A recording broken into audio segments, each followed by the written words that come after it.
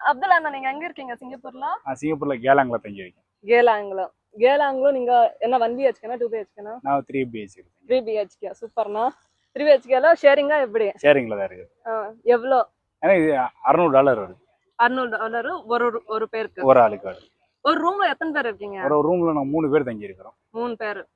So நீங்க சிங்கப்பூர்ல என்ன வேலை பண்றீங்க? சிங்கப்பூர்ல வந்துட்டு சூப்பர்வைசரா இருக்கேன். சூப்பர்வைசரா.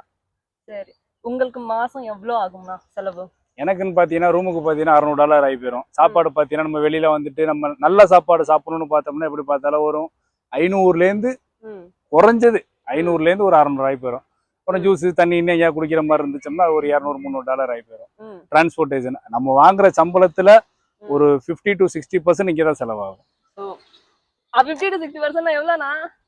நமக்கு அப்ராக்சிமேட்டா சொல்ல போனா நம்ம வந்துட்டு 1100லேருந்து $1500 கிட்ட இங்கே செலவாயிடும்.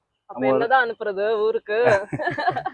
சோ 3 BHK ஷேரிங்ல 600 ஆகும். 600 ஆகும். சரிண்ணா ரொம்ப நன்றி.